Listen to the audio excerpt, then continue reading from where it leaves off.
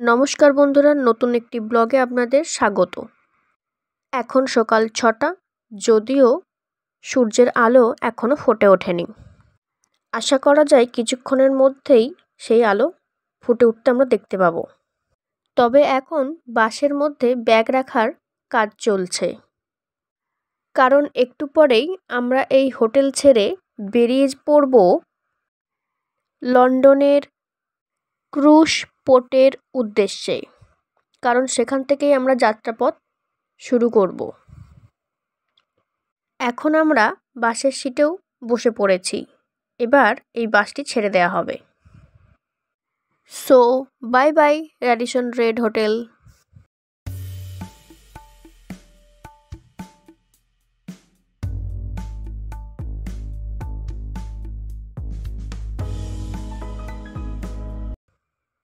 কি বন্ধুরা, এবার আপনারা দেখতে পাচ্ছেন তো সেই সূর্যের ঝলমলে আলো কীভাবে ফুটে উঠেছে লন্ডনের আকাশে বাতাসে। রাস্তাগুলো কত ঝাঁ চকচকে পরিষ্কার। এই রাস্তার বিভিন্ন অলি গলি, গাড়ি বাড়ি দেখতে দেখতেই কিছুক্ষণের মধ্যে পৌঁছে যাব আমাদের গন্তব্যস্থলে, অর্থাৎ ক্রুজ শিপের পোর্টে।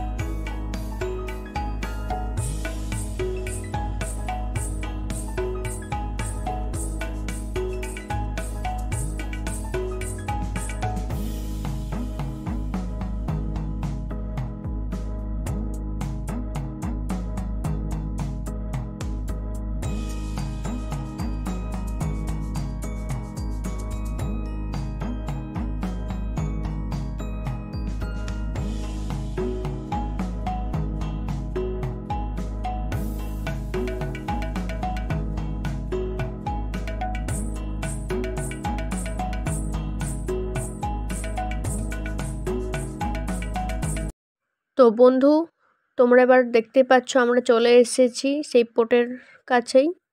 তো প্রথমেই এই যে শিপটি দেখতে পাচ্ছেন, এটা আমাদের শিপ না, এর পরে পাবো। তো চলুন আরও সামনের দিকে এগিয়ে যাওয়া যাক। তবে ততক্ষণ এই শিপটিকে ভালো করে দেখতে থাকুন। প্রত্যেক শিপই প্রায় একই দেখতে, রং আর নাম এগুলোই যে আলাদা হয়।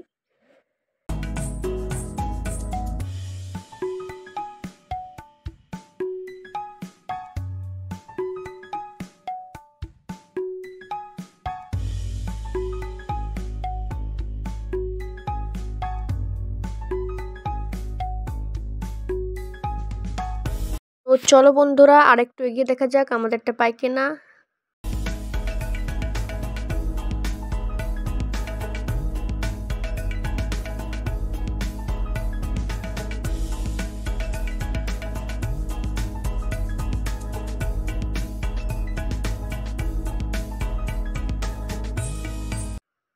হে হে, ওই তো আমরা পেয়ে গেছি আমাদের শিপটা। আপনাদেরকে জুম করে দেখাচ্ছি, দেখতেই পাচ্ছেন এটাই আমাদের শিপ, আর এই টার্মিনালের মধ্য দিয়ে আমরা প্রবেশ করব। তো চলো বন্ধুরা, যাওয়া যাক। আপনারা দূরে যে জাহাজটিকে দেখতে পাচ্ছেন, ওটা হচ্ছে আমাদের জাহাজ, আর এই জাহাজটা অন্যদের। যাই হোক, এখন আমরা যেই পোর্টে দাঁড়িয়ে রয়েছি সেটি হচ্ছে বার্বাডোস।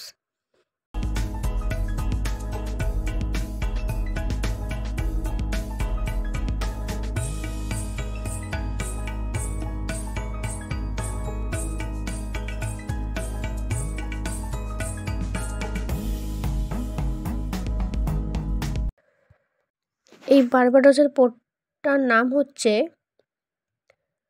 Bridgetown port. তো চলুন এবার আমরা বেরোবো এই ব্রিজটাউন পোর্টের মধ্য দিয়ে।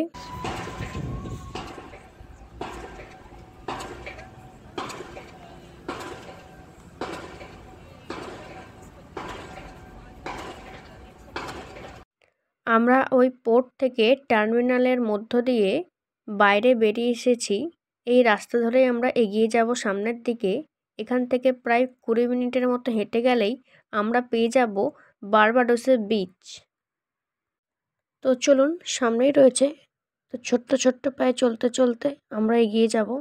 তো এগিয়ে চলছি এখন আপাতত। এইভাবে হাঁটতে হাঁটতে আমরা নিজেদের গন্তব্যস্থলে অর্থাৎ সেই বিচে পৌঁছে যাব। তো চলুন, রাস্তার মধ্যে আমরা কি কি পাই সেটাও দেখতে দেখতেই যাব। আপনারা বার্বাডোসের বাজারের আনন্দ নিন।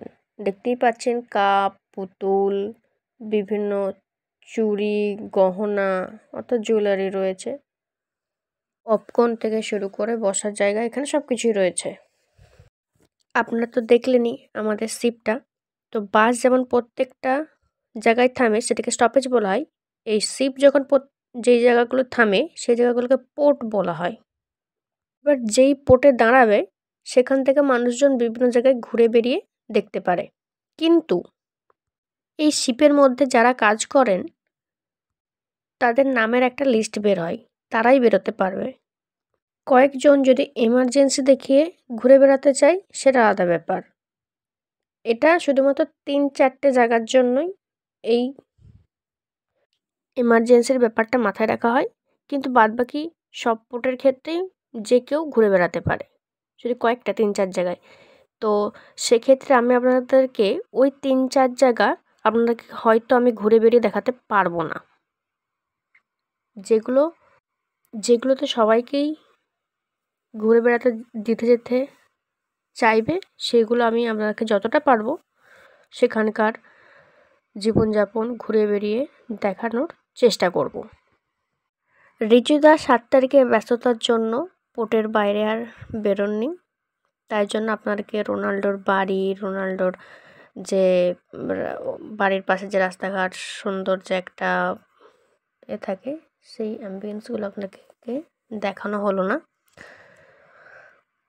তো যাই হোক, তার ঠিক 3 দিন পরেই এসে পৌঁছেছে এই বার্বাডোসের এখানে। আমরা দেখতেই পাচ্ছেন এত সুন্দর এই বিচটি এতক্ষণ ধরে। এই যে বিচটির কাছেই কিন্তু এই যে T20 ওয়ার্ল্ড কাপ ফাইনাল হয়েছিল, এখানে সেই খেলাটা কিন্তু এখানেই হয়েছিল। কাছে স্টেডিয়াম রয়েছে, কোন দিকটাই তা জানি না, তবে কাছেই রয়েছে। তো যাই হোক, চারপাশটা বেশ সুন্দর, নীল জল, একদম পরিষ্কার ফাইন জল, সবুজে ঘেরা গাছপালা বিচের চারপাশে, সুন্দর সুন্দর গাছের যেখানে যেখানে গাছ রয়েছে তার চারপাশে ছোট ছোট পাথরও রয়েছে, দেখতে পাচ্ছেন। বেশ সুন্দর লাগছে জায়গাটা। তো বন্ধুরা, এতক্ষণ পর্যন্ত আমি আপনাদেরকে এই বিচের ভেতরের পরিবেশ থেকে বাইরের পরিবেশ সবটাই দেখালাম। তো এখন আবার ফিরে যাচ্ছি ব্রিজটাউন পোর্টের উদ্দেশ্যে, কারণ ওখান থেকে আবার আমাদের যাত্রাপথ শুরু হবে। আপাতত আপনারা বার্বাডোস শহরের রাস্তাঘাটের মজা নিন। তো বন্ধুরা, আজকের মতো এখানে শেষ। দেখা হবে পরের একটি নতুন ব্লগে।